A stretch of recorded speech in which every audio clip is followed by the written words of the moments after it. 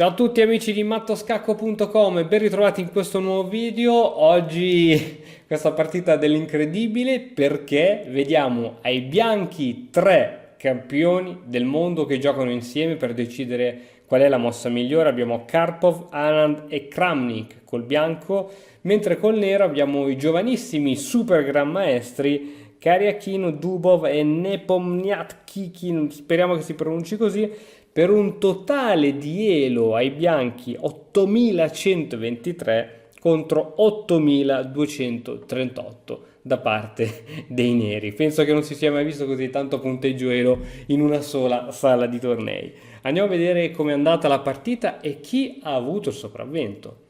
E diciamo che i vecchi aprono con D4, i giovani rispondono con cavallo F6, C4 e 6, cavallo F3. L'idea è quella di impostare una sorta di nizzo indiana. B6 invece, est indiana, G3, alfieri che vanno in fianchetto, alfiere B7, alfiere G2, alfiere B4 scacco, tutto nella norma, alfiere D2, C5 e qui Kramnik decide di cambiare coi bianchi, cattura, arrocco corto, donna in D3, D6 per fare spazio allo sviluppo del cavallo, cavallo in BD2 e adesso A5. Su A5 il nero ha una struttura molto solida, siamo in una situazione di completa parità. A3, cavallo A6, così in caso di cambio il cavallo nero avrebbe un bellissimo avamposto. Karpov gioca cavallo in H4, aprendo la diagonale a questo alfiere. La donna va in E7 sia per coprire il proprio alfiere sia per dare la possibilità a questa torre di posizionarsi su questa casa importantissima dove c'è tra l'altro la donna avversaria. E4, mossa molto aggressiva. Adesso le torri si centralizzano. Torre in F va in D8, torre in F va in D1, torre in A va in C8, torre in A va in C1. G6 per togliere a questo cavallo in H4 tutte le possibilità, ogni possibilità a seguito di un'eventuale spinta in E5. Cavallo in F1 e appunto adesso i neri giocano E5. In realtà si muove a turno, no? Una mossa a testa senza troppo consultarsi. Qui però la mossa più forte per i neri era G5.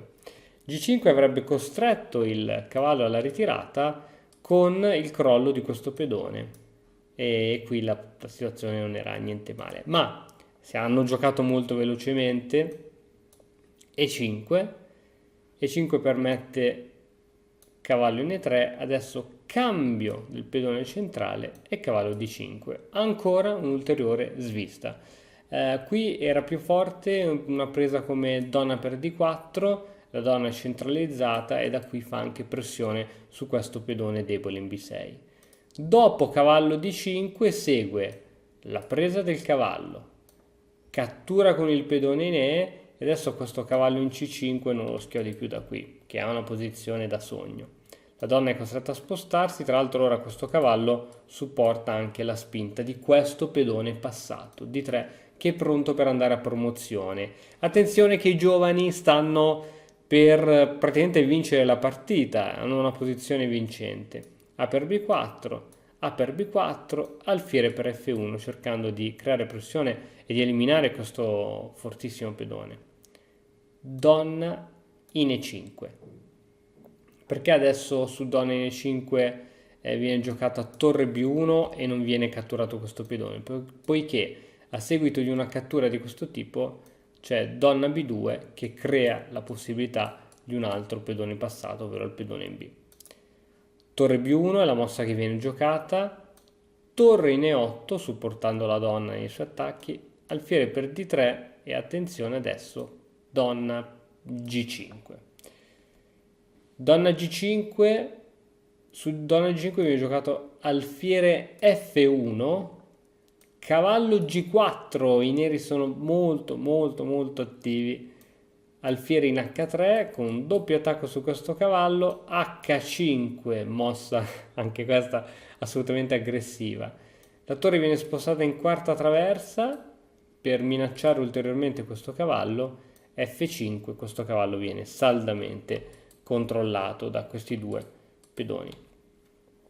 È il turno ora del bianco che gioca donna F4 proponendo un cambio di donne, ma dato che i neri hanno un discreto vantaggio, giocano donna F6 sottraendosi al cambio. Alfiere per G4, H per G4, questo pedone controlla queste due case importantissime. Torre in B va in D1, re in F7, H3 e adesso torre in E5. Anche qui c'erano altre possibilità, questa è un'ottima mossa, molto buona. La possibilità di giocare G5 con l'idea di un doppio attacco in realtà avrebbe favorito i bianchi, perché seguiva donna per F5, pedone per cavallo, donna H7 scacco, il re si para con la donna e dopo lo scacco di torre in F4 il re è costretto a spostarsi e dopo essersi spostato perde la donna. Di conseguenza la mossa corretta è torre in E5. Adesso i bianchi giocano H per G4, G5 ora sì che si può giocare, donna F3, H4 finalmente si conquista questo pezzo, G5, donna per G5, attenzione ragazzi, qui i neri sono sopra di un pezzo, torre H4. Torre G8, aumentano la pressione su questa colonna e qui torre D4, su questa mossa un po' all'arrembaggio, è vero che queste due torri comunicano, controllano la quarta traversa, ma ora la prima traversa è scoperta e ci possono essere entrate in futuro di torre che potrebbero essere fastidiose. Cavallo di 7, cercando di ricollocare questo cavallo in una casa migliore, più aggressiva, eventualmente tac, tac, per eventualmente fare anche sacrifici poi su G3. Torre in H5 e ora torre in E1 scacco. Re in G2, cavallo in E5. Ecco, questa mossa che sembra forte in realtà ha tolto tutto il vantaggio che avevano i neri, perché qui la mossa corretta qual era? Dopo re in G2 c'è la donna sotto, semplicemente la donna doveva spostarsi e il nero doveva perdere questo pedone. Dopo re in E8 i neri stanno bene, ma dopo questo cavallo in E5 probabilmente si sono fatti un pochettino male i conti. Attenzione, perché adesso i neri perdono la donna. Ok? Torre G1, il re va in H3, chiaramente non si può catturare in G1 altrimenti si prende la donna con attacco doppio e si va in vantaggio. Dopo torre G1 il re va in H3, viene giocata torre H8 ma c'è la parata di torre in H4, scambio di torri G per H4 e ora dopo cavallo F3 qui il bianco ha questo tatticismo, attacco doppio, il re va in G6 e i bianchi riprendono il materiale, non solo riprendono il materiale ma si ritrovano a giocare con 1, 2, 3, 4, 5 pedoni contro 3, due di questi sono pedoni doppiati. Quindi il finale è assolutamente vinto dai bianchi, anche perché hanno un'esperienza e una tecnica incredibile.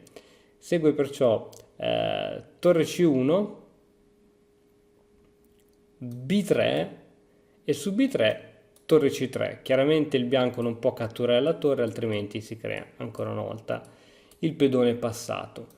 Re in G4, B5 cercando di creare scompensi nella struttura pedonale, H5, Re G7 e il bianco accetta volentieri questo sacrificio, torre in C5 minacciando entrambi i pedoni, Re in G5, i bianchi hanno idea essenzialmente di mattare con Re e torre. Nel momento in cui il re arriverà in G6, torre in ottava traversa, scacco matto. Torre per B5, H6 scacco, re in G8, re G6.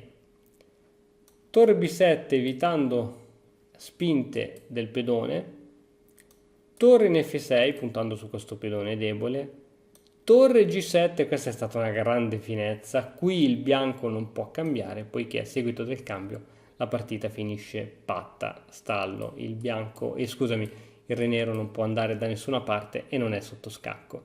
Chiaramente non stiamo giocando contro dei principianti, viene giocata re in F5, dopo re in F5, scusami, torre C7, torre per D6, torre C3 cercando del controgioco, re G6 e qui ora ci sono una serie di minacce. In più il nero non ha neanche giocate di questo tipo, di scacchi da dietro perché c'è questo pedone che controlla questa casa e qui chiaramente i neri si arresero. È stata una partita, insomma ci sono state parecchie sviste, è stata una partita lampo, senza orologio, i giocatori giocavano in modo scherzoso, dunque non è che hanno fatto la partita della loro vita, però è stato molto interessante vedere come i nuovi super grandmaestri hanno giocato molto tatticamente nella parte iniziale della partita, ma poi si sono lasciati andare dopo un errore di calcolo verso la fine e i bianchi hanno saputo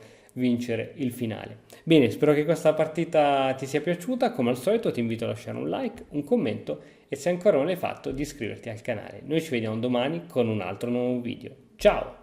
E ora per continuare che cosa posso fare? Beh, innanzitutto ti consiglio di iscriverti al nostro canale in modo tale da non perderti le nuove video lezioni. E poi puoi vedere il video che è stato più cliccato in questa settimana. Ci vediamo, ciao!